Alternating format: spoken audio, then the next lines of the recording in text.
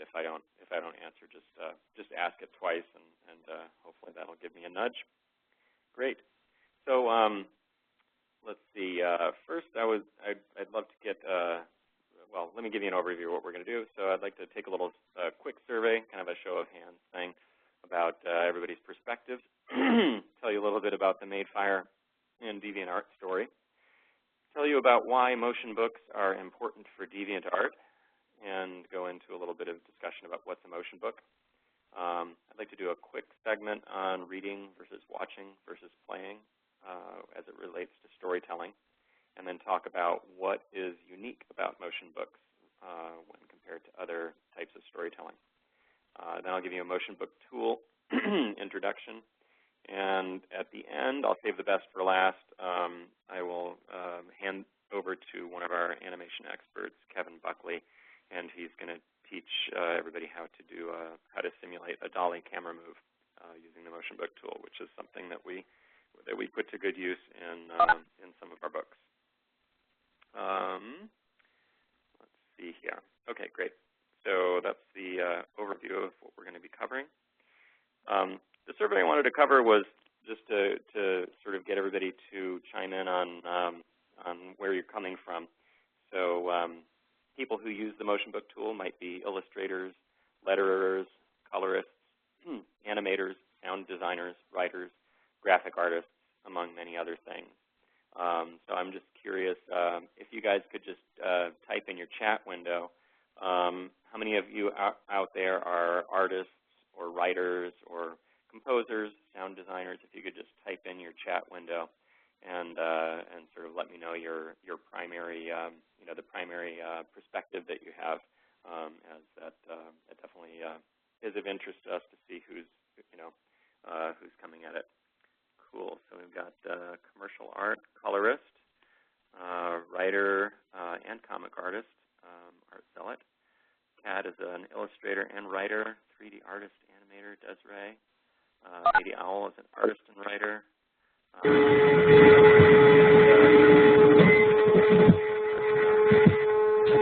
Hit the mute button on somebody there. And let's see, we've got some more writers, some artists. Very cool. And I know that these oftentimes we do multiple things, so that's great to see this breadth of creative perspectives here. Awesome. So now I'd like to jump in and just give you an introduction to what Madefire is all about, and particularly the relationship between Madefire and DeviantArt. Just tell you a story about Madefire and DeviantArt. So a few years ago, my two co-founders, Liam Sharp and Ben Wolstenholme, were both brilliant artists who knew each other as art scholars in secondary school, were talking over beers in a pub in London. They started to discuss comics, and they both agreed that there were two big things that needed to happen in comics. First, there was a big new creative opportunity.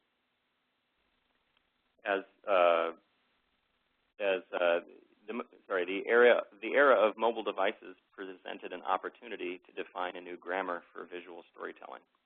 So through the ages, storytelling has obviously evolved, and the evolution is often driven by technological innovations. And whenever a dramatically new medium has emerged, such as the printing press, cinema, or television, storytellers have found new ways to employ the medium in order to tell their stories in a different way. So right now we find ourselves in the midst of this device transition. Mobile devices offer profoundly different capabilities for visual storytelling, obviously, than paper or even laptops. They are backlit, they support sound, animation, touch, and interactivity. So we found ourselves wondering in the early days, what would Jerry Siegel, Joe Shuster, Bob Kane, Stan Lee, or Jack Kirby be doing today if they were 20 years old? Most certainly they would be telling their stories on mobile devices. The comics business at that point a few years ago was strictly a print business, and still the majority of comic sales are in print. We love books and we love print at Madefire, but we became obsessed with the question, what can we come up with if we don't have to worry about paper? The second big thing that Liam and Ben were talking about when they first started thinking about Madefire was that there's a big distribution opportunity. So there's a creative bottleneck. There needs to be a way to unleash the stories that so many creators were aching to tell. Because printing and distribution are so expensive, very few titles are economically viable. When production and distribution costs go to zero, though, as they do digitally, it becomes possible to get those stories out so that readers can decide for themselves whether or not they like a story. So we ask ourselves the question, where will the myth of the 21st century be created? I met Liam and Ben sometime later when they were looking to actually build a platform around motion books with this dual-purpose mission of creating a new grammar for visual storytelling, as well as unlocking the distribution bottlenecks that faced independent creators. Our first office was a closet-sized office on Market Street in San Francisco. And as we were dreaming about where we wanted to be in a year or two, we had a mind map that we were drawing on a whiteboard, and we drew DeviantArt prominently on the list. Liam Sharp has been a Deviant for years, and we all wanted to find a way to connect with the amazing community of artists and storytellers on DeviantArt.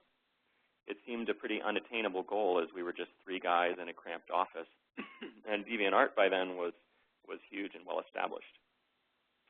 Fast forward to San Diego Comic-Con in 2012. We had just launched our first app on the App Store with our own Madefire original content, and we had the amazing fortune of running into Angelo and Ron from DeviantArt. Excuse me. And we got to talking about the sorts of things that we could do together. Angelo had been going around Artist Alley at Comic-Con and kept hearing about Madefire. So we got to talking about things and had a lot of shared passions, and found that we had some things to talk about in terms of how we might work together. So in April, many of you may have seen that we launched motion books on DeviantArt as a special category, and this was in April 2013. So this was releasing some Madefire material as well as some third-party publisher material. And what we're in the midst of right now is the most exciting phase of this process, which is to open up the motion book tool to Deviants so that Deviants can publish motion books into the motion book category on DeviantArt as well as various other places for distribution. So let's go on to the next bit here. Just a quick thing about why motion books are important for DeviantArt. One of the important missions of DeviantArt is to provide opportunities for artists to be able to support their art. And over the years, DeviantArt has certainly rolled out many important features that help artists make a living, commissions, prints, and other things like that. The motion book provides an opportunity to create a unit that feels more purchasable. It's still hard to sell individual digital images, except maybe for the case of stock art. But users have well-established behavior around purchasing digital books. Motion books are an opportunity for Deviants to create digital goods that can have a price tag, though if the artist chooses to make items free, that's definitely completely up to the artist. So quickly, what is a motion book? Let's see here. I'm just scooting my windows over for a sec.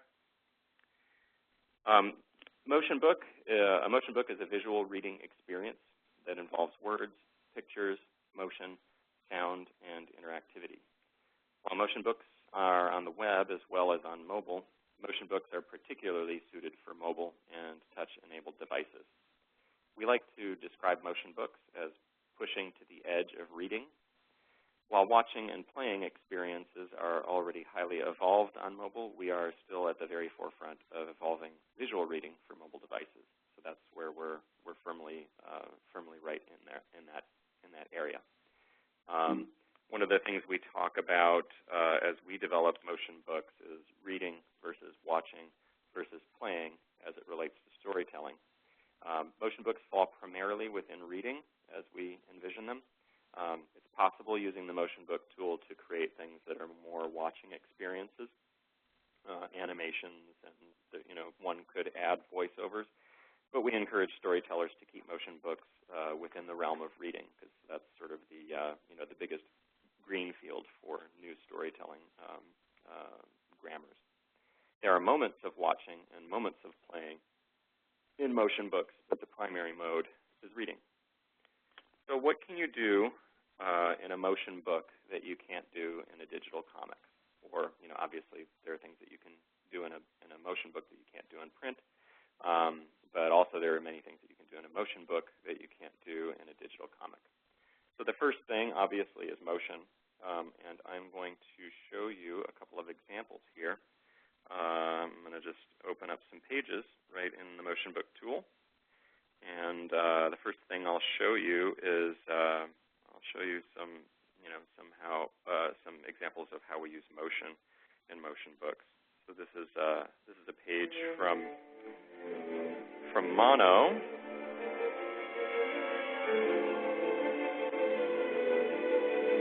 Let's see, let me turn off my sound there for a second. So and then I'll hit rewind in the tool.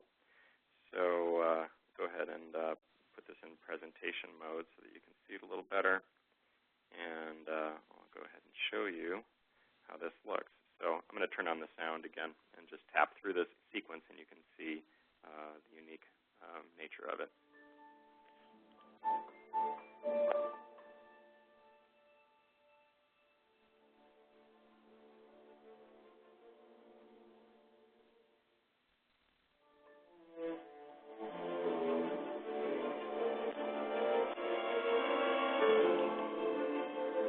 That little effect at the end there is what Kevin Buckley will get into later, sort of the simulated pullback or the dolly move. So that's one example of motion. Let me show you a second example of motion in motion books. This is from Treatment Tokyo, and this is episode number 2. And I'm going to go ahead as well and put this into presentation mode. That. Great. And I'll rewind, turn on the sound, and here we go.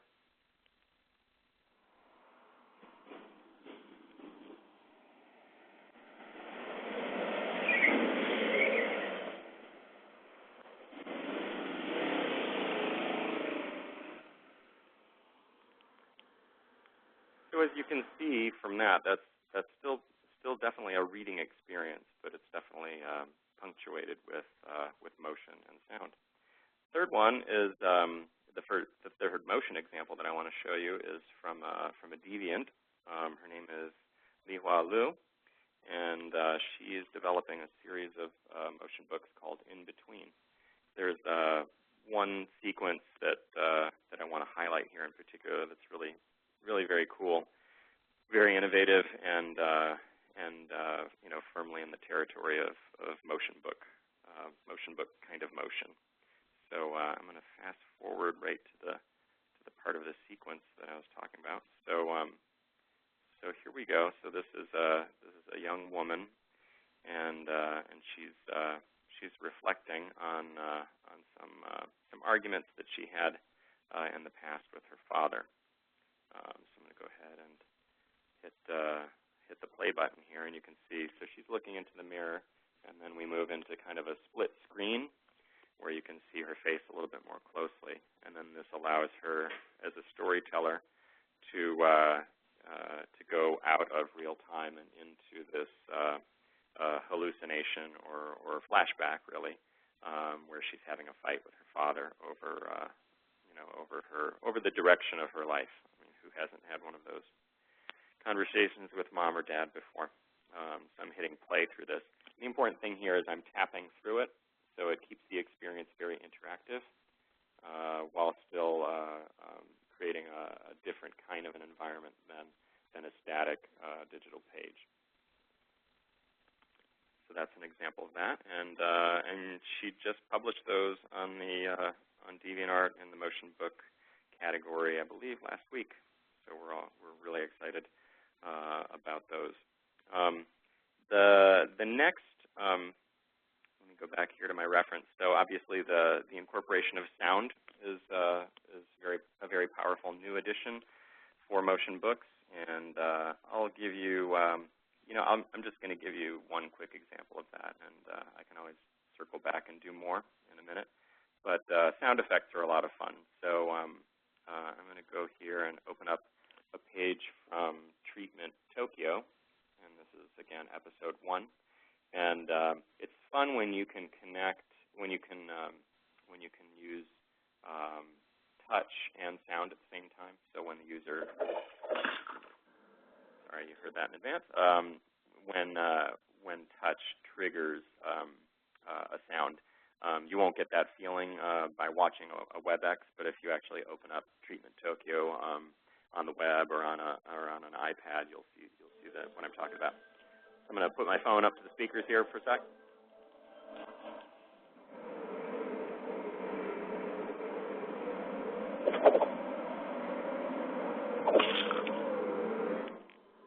I always get a kick out of that one. It's very satisfying. I usually rewind and tap through that a couple of times whenever I read that particular page on a book. So sound effects and obviously soundtracks and ambient loops are the kinds of sound that we're talking about. Back to my outline. Interactivity.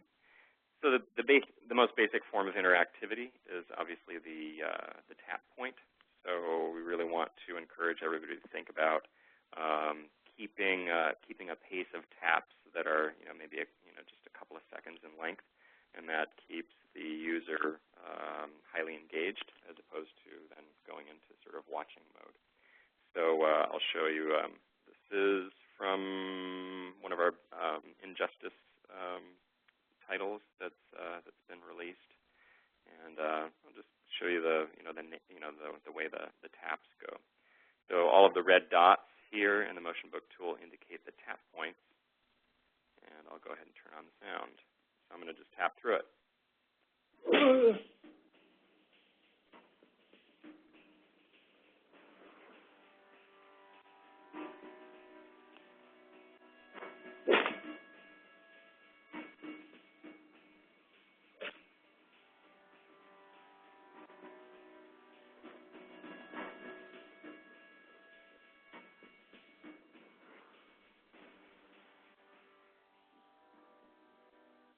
All of those taps make the reader feel like this is an experience that they're controlling. The tap points can be used to punctuate dialogue moments so that you can read through dialogue. They can trigger sequences or trigger scene changes, as well as complete page turns as well. The last. Oh wait, there's two more elements of motion book uniqueness that I want to show. Text freedom is a really important piece. Writers feel often constrained by comic layouts because it's really hard to get words on the page with the pictures. So oftentimes comic writers in particular will feel like their hands are tied when it comes to their script due to the constraints. So I'm going to show you a sequence from Captain Stone is Missing, and this is a really interesting way of breaking text out of its constraints that you often have in print. So this is a dialogue scene here. So we have Charlie speaking with Magda, and I'll tap through a couple of things, and you'll see pretty quickly what's different about this. So here she is, and basically all of these dialogue sections are moving in different directions. And if you were to do this in print, you wouldn't know the right order to read the speech balloons in. But when you animate them, and it might be hard to see over WebEx, which is sometimes choppy, so I'll show you in slow motion that these speech balloons going down and then to the left, And when it does that, your eye instinctively knows to read them in that order. So it really frees up the kinds of things that you can do with text in a motion book. As soon as you have time, you're able to have a lot more text and have more freedom with the text. And also there are some interesting opportunities to augment the text with the way that it's presented, with animation and also with the kinds of typefaces and those sorts of things. That's the freedom of text in a motion book. And then the final major difference is freedom from panels in motion books. So obviously sequential art uses panels to amazing effect to indicate the passage of time. But a motion book actually has the ability to play with time in a sequence. So this gives you some freedom. So you can use panels, and oftentimes it's very appropriate to use panels. But if an artist wants to do something without panels, you can still indicate time. So this is an example of a sequence from Treatment Tokyo Episode 1.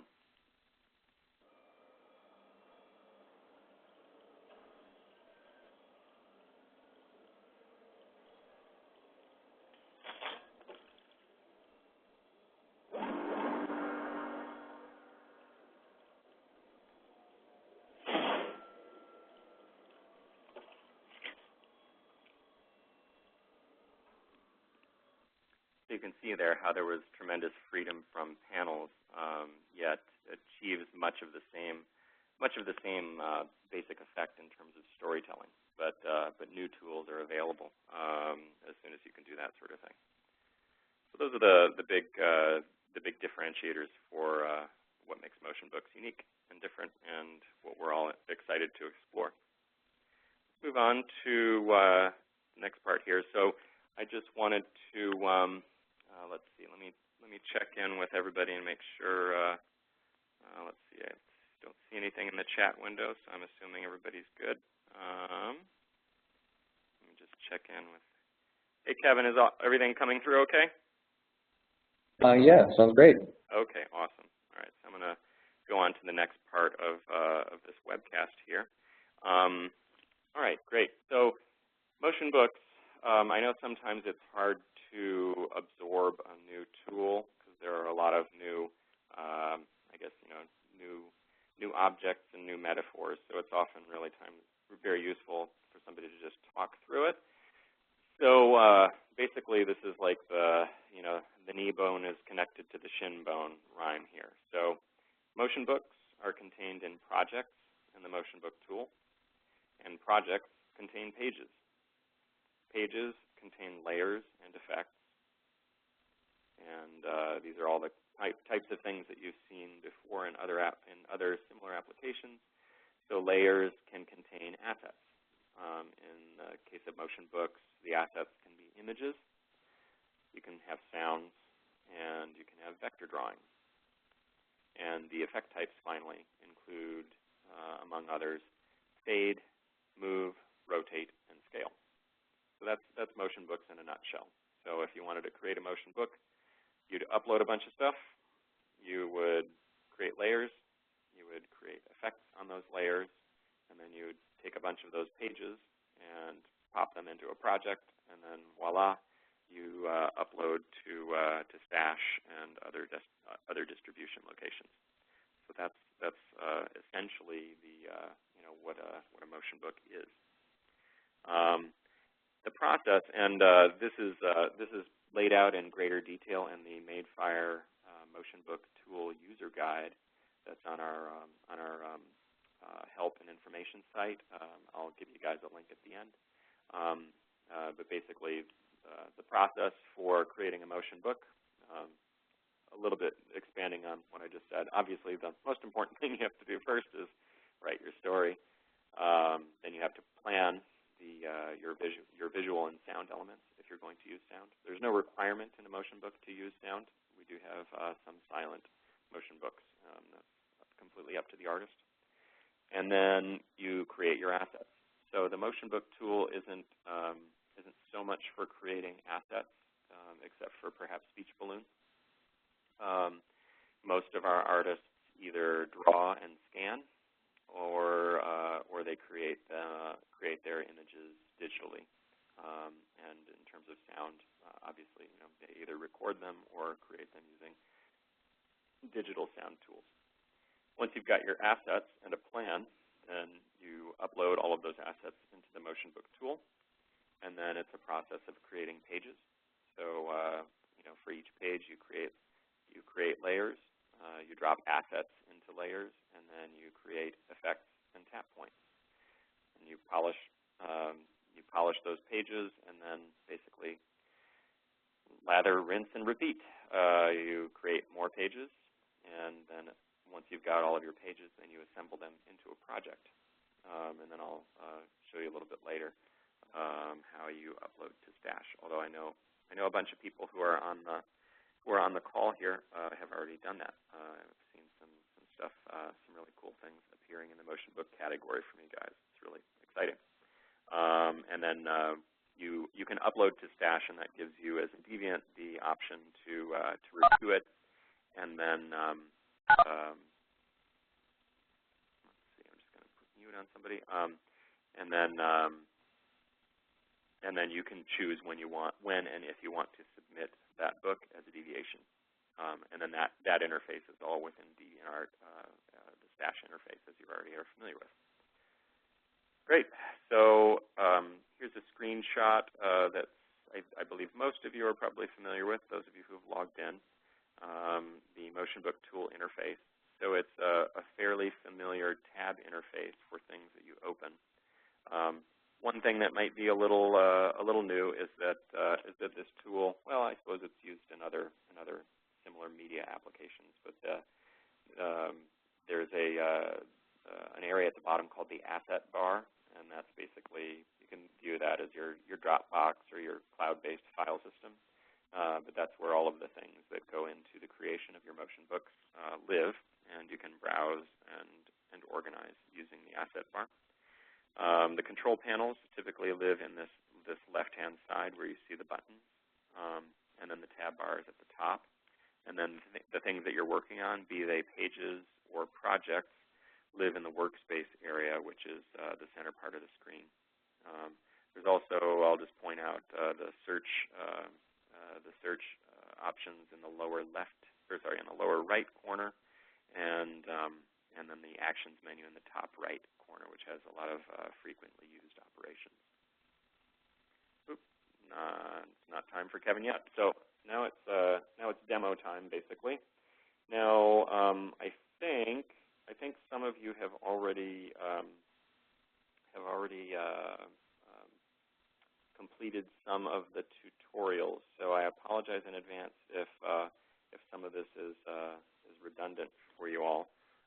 But I wanted to go through some operations quickly, so that we sort of get everybody on the same page, get everybody caught up. So what I'm going to do here is, just for reference, let's go here and I'm going to open up the Help Center. There's the Motion Book Tool Help Center, and then so it's kb.madefire.com, and then if I go to the Jumpstart Guide, I believe this is something that a bunch of you have already done in various degrees. So let me open this up because I want to get the URL for the jump-in guide assets. So we have a zip file of canned assets that you can use to make your way through this tutorial. And let's go ahead and find that. All right, so here are the Jumpstart Guide assets. And I'm going to go ahead and download those. And I'll close that help site for now. Okay, so now I'll show you what I got. So here are the jump-in assets. And, okay, so I guess I can get rid of here's my zip file. I'm going to go ahead and expand it and show you what's in there for those of you who haven't seen it yet. So I have a couple of images. I've got some sound files. I have a couple of pre-drawn speech balloons and a couple of other random images. I probably won't go into the masking today, but I do want to go through uploading and creating layers and projects and pages so that everybody at least sees that in action. Okay, so back to my motion book tool. So to upload assets, you can either go to the Home tab and click Upload Assets, or if you're in the middle of something else and you don't want to go to the Home tab, you can always go to Upload Assets from the Actions menu. So when this appears, go ahead and hit the plus button and then navigate to the assets that you want to upload. So I'm going to go ahead and upload all of these guys. And go ahead and start. So you can draw balloons in the motion book tool, but a lot of times people are, when people are more comfortable with other programs, that's always a possibility too. You can create your speech balloons in Illustrator and then export them as PNGs, which is what I did in this case. Some of our letterers are real Illustrator gurus, so when people have a tool that they like, we encourage them to stay with it, but you can also create speech balloons within the motion book tool by creating what are called drawing layers. All right, so there are our assets. You can see that they've appeared in the assets bar. And just so you know, this thing is this asset bar has a little history that you can use. So if you ever get lost, just hit that drop down and go to My Library, and that's like going to your the root of your file system. Sort of your home directory. So here are my recent assets. So I've uploaded let's see, a bunch of images, some speech balloons, and then a couple of sounds. Now you can double click on any item to open it. So I double click to open up that image. So this is basically it's an iPad-sized image that has kind of an ominous looking texture. This is an audio file. This is an MP3, so you can open it up in a tab and preview it. And all the rest of these are images. So now the process is first to go ahead and create a page. So we'll call this Webcast example. Since this is all cloud-based, I encourage everybody to save early and save often in case your network connection goes down for some reason. So hit that guy in the upper right-hand corner often. And now we have saved that page into our cloud-based account. So if you want to get back to there, you just go to My Library from the root if you ever need to find it, and you can go to Recent Pages, and then it should be there in the front of the list. So we've already got that open in tab. Now we can create some layers. So let me go to my images for a second here, and we're going to put the engine. So basically, I'm grabbing this image, and I am dragging it over the Add New Layer button, and that has created a new layer, and it's the full size of the iPad. This is an iPad-sized page, by the way. I can point you at help tutorials to create other size pages. So this is a layer.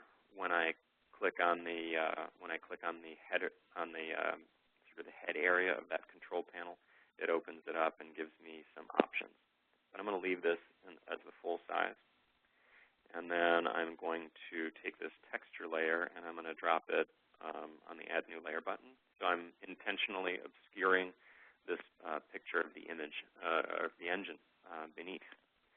So you can use the visibility buttons to show and hide just like you can in other things. So if I wanted to see what was underneath there, I can go ahead and hide the layer on top. But it's on top for a reason. And the next thing I'm going to do is I'm going to take this image called Panel, and I'm going to drag it over there. And in in this case, I'm going to do some positioning. So those other two images I left at the full size, but this one I actually want to give a position and a size. So when you select the layer, you'll see that this marquee appears, and then there are handles for resizing. So you can grab from top left, or if I just want to change the size of the layer. So you can see that what the layout mode that this uses is you resize the layer, and then you tell the layer how to size the content. I know that's a little different than some other programs, but this is sort of like more like Adobe InDesign, in that you create containers and then you populate the containers. So I'm just sizing this so that this first panel is up there at the top. So now you can see what the page looks like currently. Let me just create. I'm just going to do one speech balloon because I don't want to bore everybody to death. But I'm going to create one speech balloon, and again, as usual, I will drag it over the Add New Layer button. Then I'm going to click on the Control panel so that I can grab a hold of it and drag it. So in this case, I'm going to point this speech balloon at the guy's face there on the right. And I guess I could make that a little bit bigger if I wanted to by dragging the control. Great. So that you guys can see this a little better, I'll zoom in on that speech balloon. Now, to create text that goes with that speech balloon, one of the things that's handy is that you can create something inside of the speech balloon itself, and then that means that you can animate them together. So this is often the way that we do it. So we'll create the image, and then we'll open up the balloon by clicking on the Control Panel header. And I'm going to scroll down, and you'll see that there's a new button down in the Control Panel. So I'm going to click New, and in this case, I'm going to create a text layer that lives inside of the speech balloon. And there it is. In this case, so you'll see that if I select the outer layer here, so right now the speech balloon is selected, they are both moving together. So it's like a grouping mechanism. Let's see. Emma has a question. Is it possible to import a speech bubble that already has text in it? Yes, it is. This speech balloon is rasterized. So somebody created it in Illustrator and then exported it as a PNG. So that's all you have to do. And we have plenty of books where people actually do the text layout in Illustrator. So if you did that in Illustrator and then just exported the whole thing out, then you could upload it with the text already in it. That's definitely possible. The one thing that we recommend is that you export it at double the size. So if it's at its native size, you want to basically you want to be able to take advantage of things like Retina devices or high DPI displays. So if you export it if you export it at higher resolution and then shrink it down in the Madefire tool, what that does is it sends a high resolution copy to the device so that it can display things really crisply, which is really important for text. So I'm going to grab a hold of the text sublayer. So I'm going to go and click that. So now I've got my hands on the text piece, and then I'm going to just position that text layer. Basically, I'm positioning it relative to the parent layer, and by parent layer in this case, I mean the speech balloon image. Then it's simply a matter of typing in your text and setting the formatting. So here is some compelling dialogue. And as you can see, I am not a writer. In this case, if I wanted to can crank down the size, and let's say I wanted that to be italic, for instance. So let me go ahead and set that to Dave Gibbons italic. How about that? So there is some compelling dialogue, and that is really compelling. Okay. And I'm a compulsive saver, so I go ahead and save my page. Now, let me do one more thing, and then we'll create some effects. So let's create a sound layer. So I'm going to go up here, back up to my asset bar, and click on my recent sounds. And let's take this, how do you add fonts to Madefire? Carol Culvers asks. It's really easy. All you do is, if you have a .otf or a .ttf, an OpenType or a TrueType font, you just go ahead and upload that. So I'll show you that. If I, well, let's see. Let me go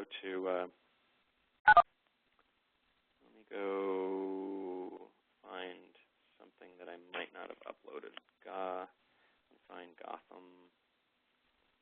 I think I have some fonts that I haven't yet uploaded, so let me do this. Go Documents, fonts, and let's see. I think I've uploaded those already. Oh yeah, here's the Gotham bundle. Okay, great. So let me try. I'll try Gotham Thin Italic because I don't think I've uploaded that. All right, great. So let me scoot this over a sec so you can see it. So here's my Gotham Thin Italic.otf. I'm double-clicking that on Mac so you can. Well, that's interesting. My Mac doesn't know how to display that font. Okay, so there's my font. And then in order to add that, and this is an important note, when you add fonts to Madefire, those will be private to your account, so you won't be in violation of any font licenses. So when I upload this, it won't be available for you guys, but it'll be available for me. So I'm going to go ahead and say Upload Assets, and click the plus button, and go to my desktop, and there's my Gotham Thin Italic, and then I go ahead and upload that. Then the server does a little bit of crunching on that file, puts it in a format that the tool can understand, and then the next time I add a text layer, that's available for me. So let me go ahead and double-click this guy. There you can see there's the font, the Gotham Thin Italic. And if I wanted to change this text, I just click on that text, and then when I click the drop-down now, I should see somewhere in here, Gotham Thin Italic. There it is. Good question. Glad you asked it. And indeed, that is thin. That is a really thin font. It's really hard to see. Probably would look great on an iPad, though. All right. So that's how you upload fonts. Okay, cool. So compulsive saving. I'm going to go ahead and hit save, and then okay, sound layers. So let me go ahead and I'm going to drag this. I'm going to go ahead and drag this sound file called steps, and drag it onto the Add New Layer button, and you can see that adds a sound layer. So you can't hear anything yet because you have to actually make an effect to play a sound. So without further ado, let's go ahead and create a couple of quick effects. To get to the effects area, go ahead here up in the upper left-hand corner. There's a right arrow. That gets you to your effects controls. So if you hit left, you're going to hit the layer controls, and hit right again to go to your effects. So I'm going to go ahead and add new effect. And the first thing I'm going to do is I'm going to fade in this panel with the three ominous-looking faces. So I go ahead and select that target.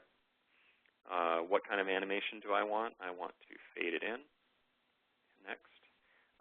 When do you want to fade it in? It's asking me. And you can either say, yeah, let's just say at the start, so when the page shows. And then how long should that effect take? In this case, I think I'll just give it half a second. So I typed in 0.5, and then I typed done. So now that I've created my first effect, you can see that a timeline widget appeared here at the top of the page. And if I go ahead and rewind and play, there you'll see our fade-in effect. You can grab this this handle on the timeline, and you can scrub through it to see things in slow motion. If you want. And you can also, if you want to see the individual effects in the timeline, you can twirl open the timeline control.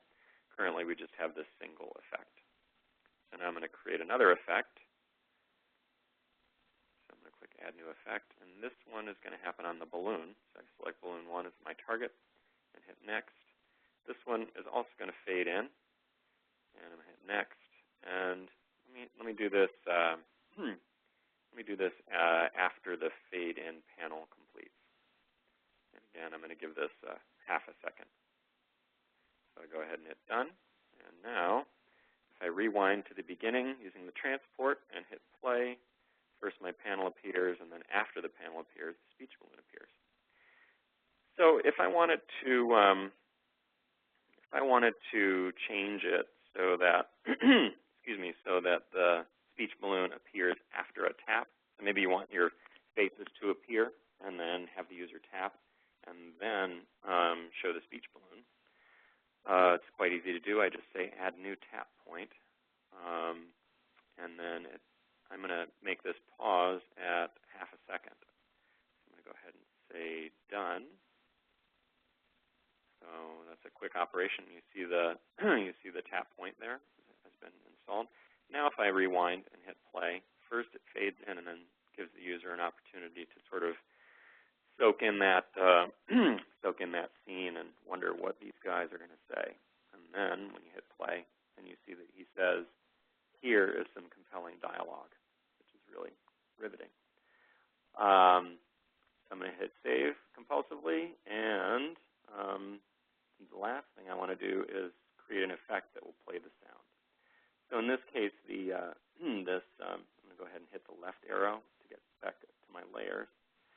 You'll see this steps layer. This is an ambient sound loop, so I actually want this to fade in as soon as the page loads, and I'm just going to let it play. So back over to my effects. I'm going to click Add New Effect, and I'm going to select a layer called Steps and hit Next. I'm going to fade this in, hit Next, and then this one I'm going to say at 0 seconds. So basically that's at the start. And half a second fade in, we can do that as well. So I'll hit Done. And now I'll hold my phone up to the speaker so you can hear this a little bit better. But now you'll hear that when I hit the play button, which is what would happen when somebody taps to read the page, the sound fades in, and then the fade in of the panel happens. And then one more tap. Like that. There's a mute button up here if you want to mute your audio for that page while you're working on it. Now if I twirl open this timeline widget, you can see that there are 3 effects. So if I rewind to the beginning, what happens is the panel fades in and the sound fades in, and then I stop at my tap point, and then the last thing that happens is the speech balloon fades in. So that's a real quick tour of creating a page with layers and creating effects on the layers. If you want to create this page completely, for those of you who already haven't done that, you can check out that Jumpstart guide, and there's also a video tutorial that walks you through the whole process, which is a good way to get your feet wet in creating pages for motion books. So then the thing that the Jumpstart guide didn't go over too much was, once you've got a page, where do you go from there? So as I mentioned earlier in this,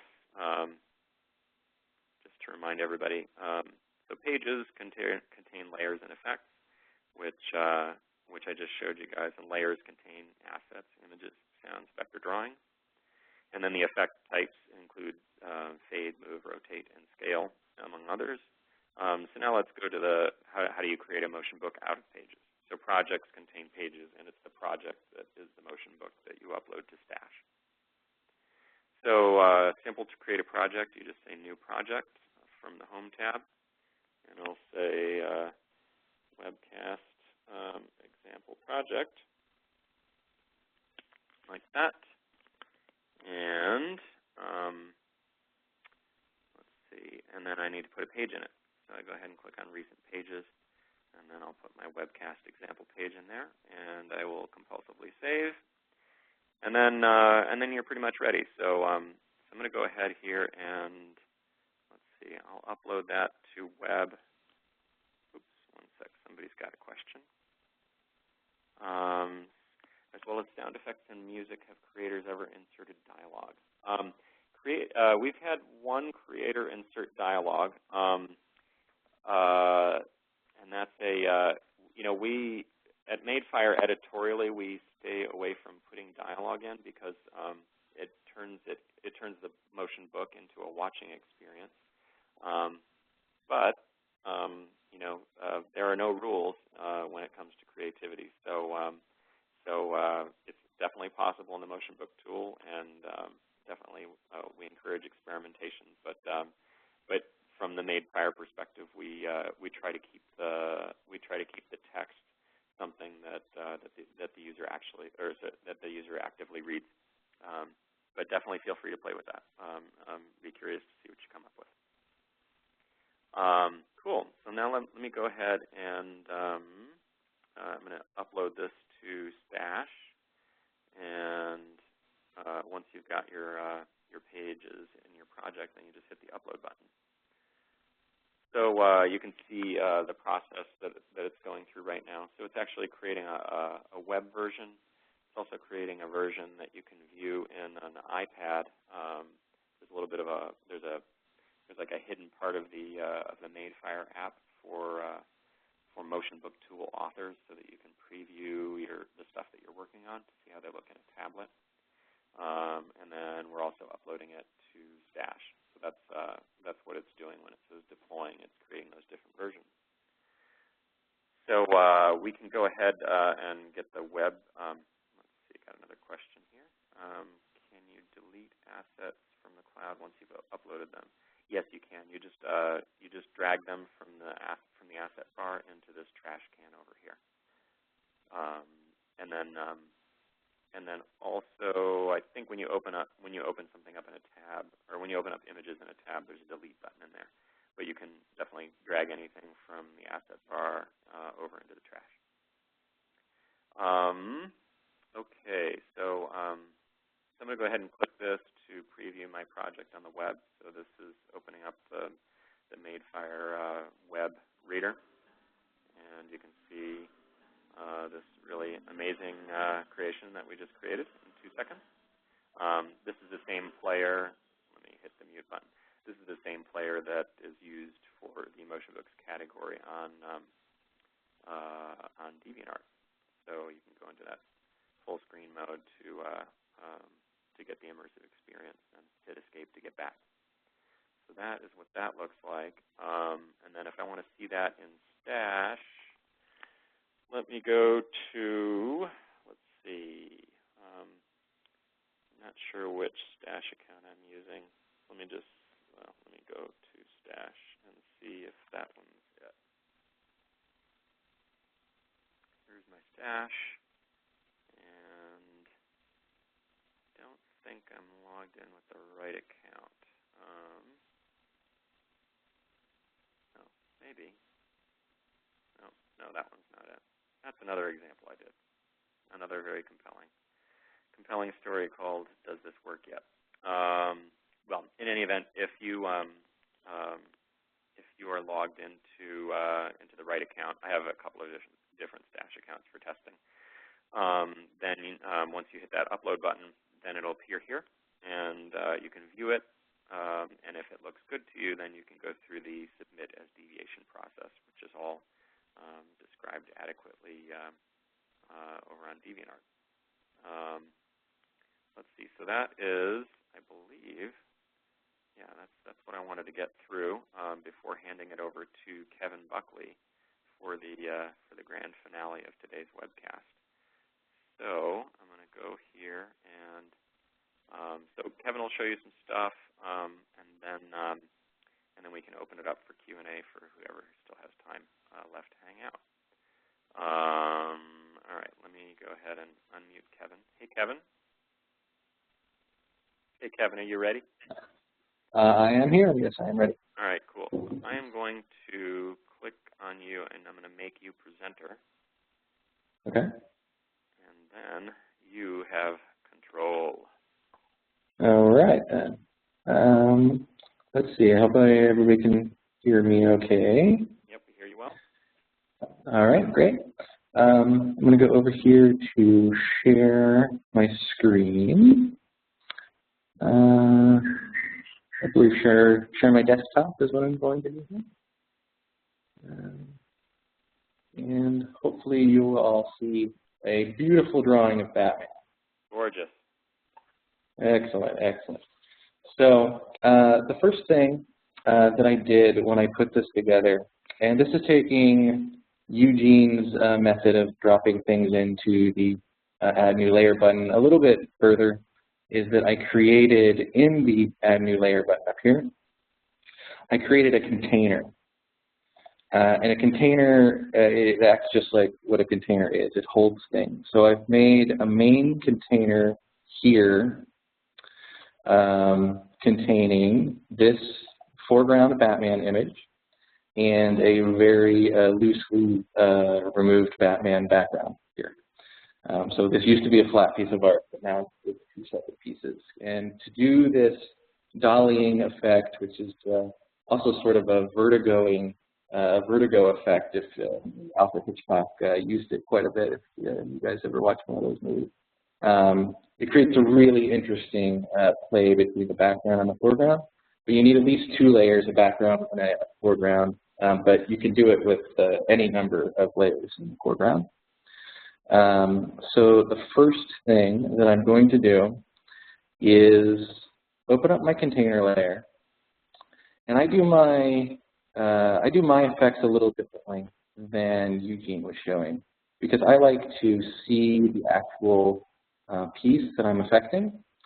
So you can go down here, anytime you open up an image and expand it, you can see where it says Effect, New, Clone, Delete. If you hit the effect here, it'll take you to that effect layer that you're going to be doing. But I'm going to affect this entire container for this one, because I want both of these pieces to move simultaneously. And if you put them in a container, you can create 1 target instead of 2. So that's something that I would suggest doing with any panels that you put together that have multiple pieces, to put them into 1 container. So I'm going to target the container here by doing Effect. I'm going to click that this is the main container. And I'm just going to scale this up. So I'm going to start it at 0.1 seconds. And then I'm going to do it about 1.5 seconds. And a good rule of scaling something is you want it to be at least 1 second long, because it's very jarring to a reader if you do anything less than that. But I want a nice slow scale, nice zoom. So I'm going to do 1.5 seconds. And I'm going to hit done there. And you'll see how it jumped up here. If we look at our timeline, we're scaling both the background and the foreground. So that's the first part of this. Now let's go back to our container. And now I'm going to add a second scale on top of just this Batman. So I'm going to do an effect on him, and next. And I'm going to scale him. I'm going to do the exact same numbers. So it's 1.1 seconds. It's going to start. And it's going to take 1.5 seconds. And you'll see how he jumps up in the foreground here. Now, when you do a scale originally, it's going to scale it naturally at 120%. That's 120% of what the image is at the time. So I'm going to actually knock that down a little bit because I don't want you to lose all of Batman's ears, because what is Batman without his ears? He's just a man, I guess. So I'm putting it to scale at 110%, and that's going to scale sort of on top of the scale that's already there for the entire container. So you can kind of see what's going on here is that he's scaling at a little bit of a different rate than the background is, which creates that really cool effect where you see him moving independently of the background. So we could even take that a little bit further, and we can add a move to this. So again, I'm targeting Batman here. Main Batman next. I'm going to create a move effect. Also at the same speed, because you want these things to align properly. And I'm going to move Batman on the horizontal just a little bit to the side. So let's do a -15 here. So we're moving to the left. And that adds just a little bit more of an offset. So it looks even cooler. So if we're going to do this in a book, to show this, I've made a cover, which is just a big black piece. And I'm going to, that covers the entire image that I've made here. And what I'm going to do is fade that out. So it's going to happen at 0.1 seconds. I'm going to let it happen a lot sooner, so 0.5 seconds.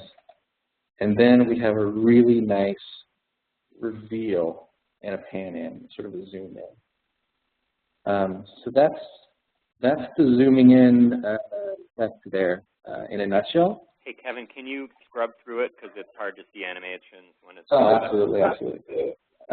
Okay, so we're starting here on black, and then we start to reveal slowly as the foreground moves independently of the background, and it scales, since it's scaling a little bit more than the background is, it creates that sort of depth effect that you get. Hopefully everybody can see that there. Really nice. Cool. Yeah. So an interesting thing about this, however, is let's hide this black cover because I want you guys to see what's going to happen here with the whole thing. So I can take this effect that I just made, and let's say I want to do a reverse effect. Let's say I want things to be scaled up, and I want things to scale down to what they were originally, right? So I can take everything that I just did and let that be scaled up, and I'm going to change all of my values. So all the scales are going to be a duration of, let's say, 0 seconds.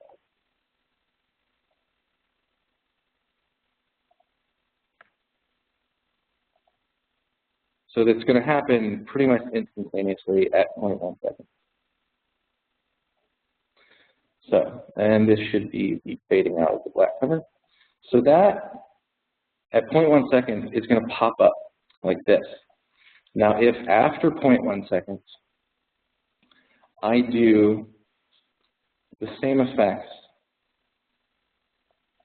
so let's do an effect on the main container, let's scale it, and then we'll do this at 0.2 seconds, and then we'll do our 0.5 seconds.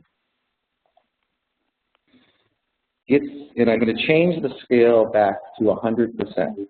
That's going to send that scale back to where it originally started, which is your starting position of your art. So if I do that again with Batman, I'm going to add another effect, scale.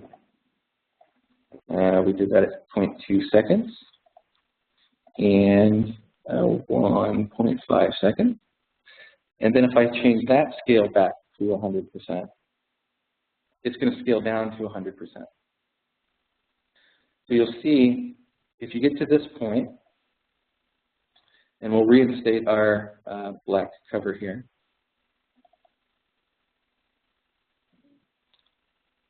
So now I've started with this. I've done all the previous animations, which makes it enlarged to that. And then I've done the opposite. It'll scale down instead of scaling up. And if we can hide what we did previously by covering it with that black cover. So it's happening underneath here. And then we just get the scale down. So it's interesting that you can use the tool in different ways. You can use it to scale up, you can scale down, or you can use them as a combination of two to sort of set up this other animation. Because otherwise you would have to scale these manually, and this is just a more exact way to do that. So it's a little complicated there, but since it's numerical, you can do the exact opposite of everything that you did. So if you did a positive move, so since we did that Batman moving to the left a little bit, we'll do the opposite of that. Batman name, let's move him also at the 0.2 seconds. One. And we can look at what we did for the original move of Batman, which was -15. And if I do a horizontal move of Batman this time to a +15, he'll move back to where he originally was. So you can use the numerical values to really guide what you're doing and get exact numbers there. Sweet. So. And just so everybody knows, this webcast is will be available as a recording. So you can, I'll make that available sometime tomorrow afternoon. So if anybody wants to sort of go through this and a little bit more slowly, they can see. You can see all the stuff that Kevin just did with his magical abilities. Right. Awesome. Thanks, Kevin. And if you guys, if you guys want to practice on this, I mean, all you need is a clean background and something in the foreground. You can mess with it. It's really a very simple trick, but it really adds a lot to anything that you work on. So something we use a lot at Aidfire. Sweet. Hey, can you pass the presenter back over to me, Kevin? I sure can. Let's see how to do that. Share options. Let's see. How would I do that, Eugene? If you have the participants window, you can just click on me, and then there's a make presenter down at the bottom. Gotcha. There you go. And change presenter. Sweet. All right, great. I noticed I have a couple of questions here in the chat window. So okay, great. Let's see. Perfect. Cool. All right. So great. Thanks a lot, Kevin. That was awesome. Let's see. So yeah, now it's question and answer time. I want to just highlight the support and documentation site. That's where I'm going to put up the link for this webcast sometime tomorrow afternoon. That'll be available. And it's just at KB, which stands for knowledgebase.madefire.com. So now I have a couple of questions queued up here in the chat window, and I am going to take a look. All right, so all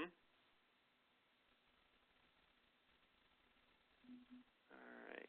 Okay, so Phoenix Leo asks, is there an upper limit to how much asset files can be in the asset files, can be in the cloud system in terms of space? No, storage is unlimited. We don't have any limits, so you can upload to your heart's content. Then let's see, after something has been published through Stash, can one delete the asset files? Let's see. Yeah, you could delete the asset files. But the thing, if you ever wanted to go and open that project again, then you wouldn't be able to edit it. So, so if it's a project that you might want to revisit in the future, you'd probably want to keep the asset files around. You can use the file system organization utilities to let's see.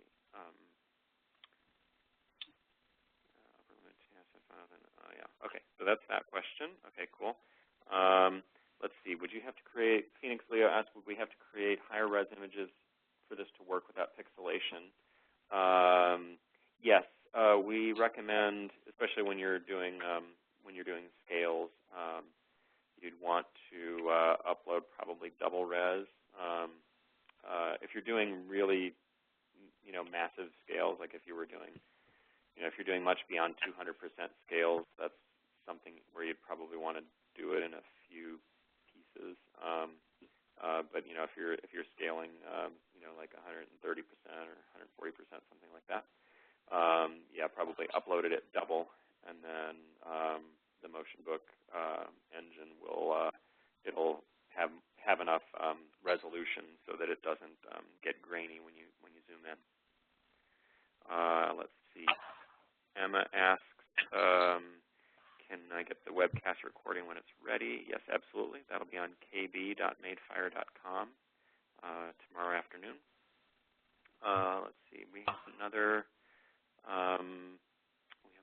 question from 321456QWE. Do we need higher res images to do these effects? Yes. Yep. Just like I was explaining. Yeah, I think you got the answer when I answered from Phoenix Leo.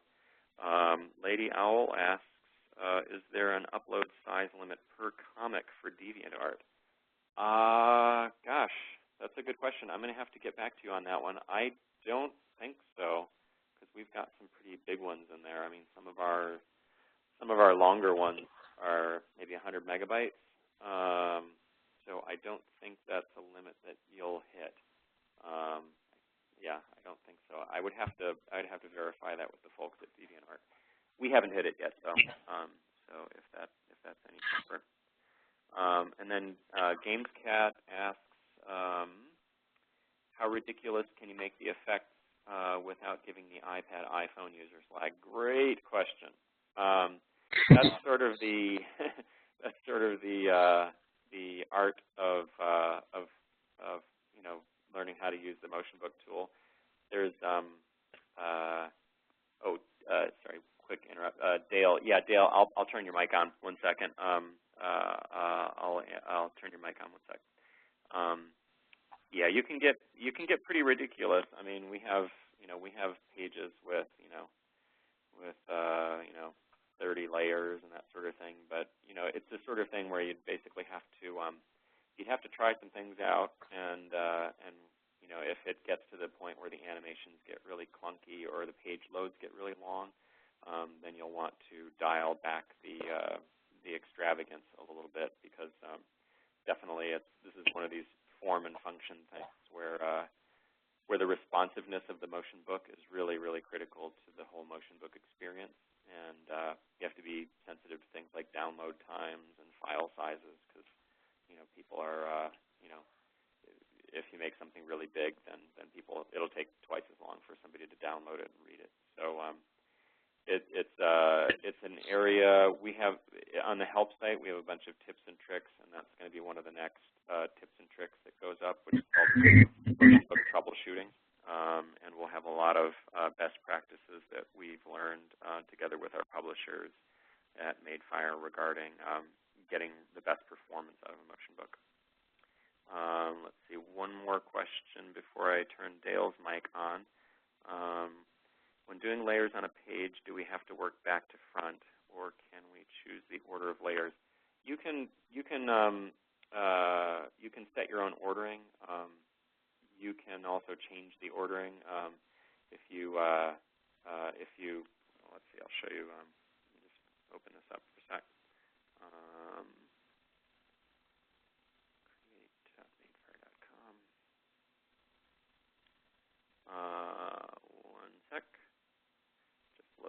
page here. So if you create things, as you create layers, it creates a new layer is created on top of all of the other layers beneath it. But if you created something in the wrong order and you wanted to change it, you can do that after the fact.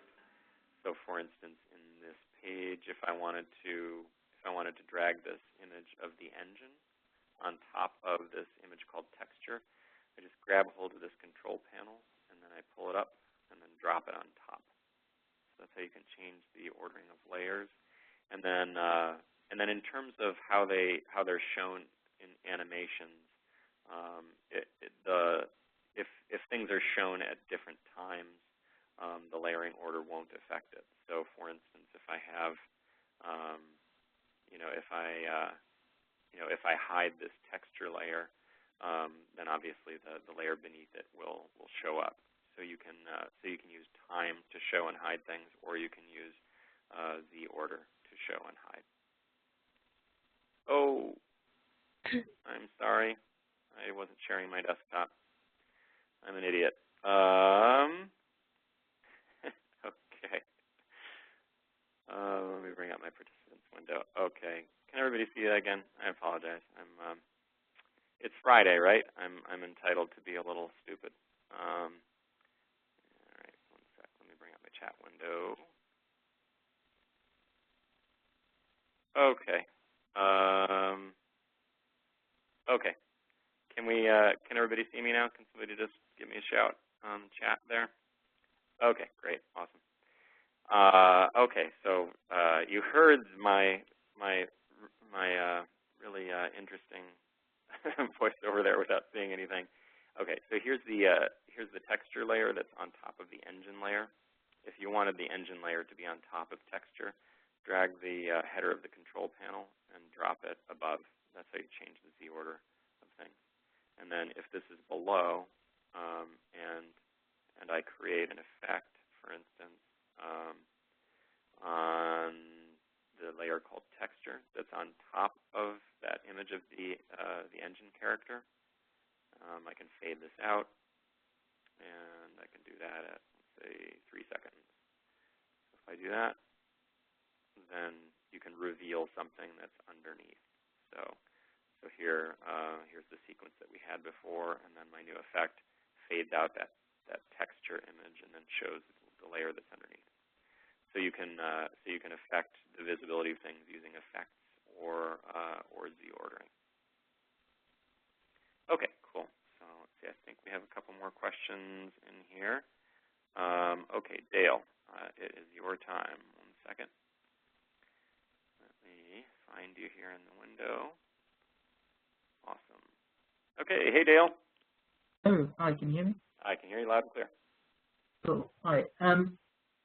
One of the questions I was wondering is, if I upload a volume to DeviantArt, would I be able to later in time, say, redraw and improve panels, but upload it to that volume, like, or keep it in one book? Yes, if you, as long as you keep the project the same, then when you hit that upload to stash button again, it should remain the same item on. It'll update your item on stash as far as I'm aware. Okay, cool. And just one more, sorry. Is there any what do you call it, approval type phase? Like if someone was going to do adult content, or if there's like content of any kind, is there like any limits to that at all? DeviantArt has some guidelines. They're not particularly restrictive. There's plenty of blue content on DeviantArt, but it can't be outright. I think it can't be outright pornography, like no. Yeah, no. That's cool. And then I think they have some, also some prohibitions against hateful speech and that sort of thing. But I have to refer you to DeviantArt to look at their submission guidelines. But they're pretty open. I mean, it's yeah, that's cool. I was just wondering if Magefire had anything specific. Not when it's going to DeviantArt. No. Okay. We have different constraints on the App Store, because Apple has Apple is very strict about things. So whatever goes through Magefire has to be approved, but using different guidelines. Okay, cool. That's it. Thank you very much. Of course. Thanks for asking. All right. Let's see. Anybody else? If anybody wants, let's see. Will we be able to make? Jillian Ivy asks, will we be able to make presets and templates as resources for others to use? That's a really good question. Right now, it would be a little. Well, I guess if you made a page, I guess you could. Hold on a sec. Let me show you this. All right, so here's the page. Here, I'm going to go to my asset bar, and I'm going to click on my page. If I single click on this page, I get some properties here in the control panel area. And you can notice that, I have a special account here. I'm in a work group, which hasn't been rolled out for everybody yet. So in yours, you'll have, the only two options that make sense are public and private. So in your account, the default permissions on things that you create is private. If you were to change that permission to public, then somebody else could find that by searching for it. So, for instance, if I wanted people to be able to find, if I wanted you to be able to find it, I could give this a special tag, 5757575, and then change the permission to public, and then save it, and then I'd message you or something like that, or send you a note, and then say, look for the page named 5757575, and then you'd be able to pull it up. So it's not the most natural way to share templates. I'm going to make note of that as an enhancement request, though, because I think that would be really nice for people to be able to to share examples and that sort of thing. Cool. Anybody else? And if anybody would prefer to use voice as opposed to chat, just give me, just type something into chat, and then I'll turn your mic on.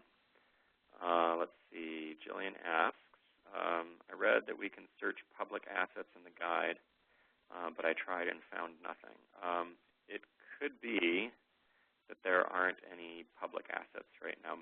All the Magefire stuff is private. But if you wanted to find something public, you would bring up advanced search, and then I believe you could just search for, let's say if we were searching for sound, or actually, you know what? I'm going to search for fonts. And then I believe some of these will show up as public. So, for instance, I know that the Garamond font is public. Let's see here.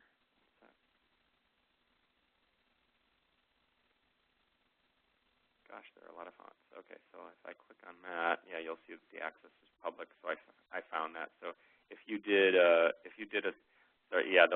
fonts. A lot of those fonts are because they're in my account, so you probably won't see as many. You'll see a shorter list of fonts. But if you search for if you did an advanced search for fonts, you'll see a couple of things in there, and those are public. So as other people make public assets available, they would appear in your search results.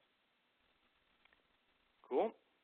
Anybody else? I think we should probably wrap up because we're just coming up on an hour and a half here. So I guess I will go ahead and end the meeting. I'm so pleased that all of you joined. I'm really thrilled that we had such a nice turnout and great questions. And I am going to I'll send you all a note with the link to the webcast. Awesome. All right. thanks so much, everybody, and look forward to the next one. And if there's something that you guys want to cover on the next one, we plan on doing these probably monthly. Any particular topics, just go ahead and send me a note on DeviantArt, or if I emailed some of you guys, just send me an email note, and then we'll plan our next agenda based on what you guys want. Awesome. All right. Have a great weekend, everybody.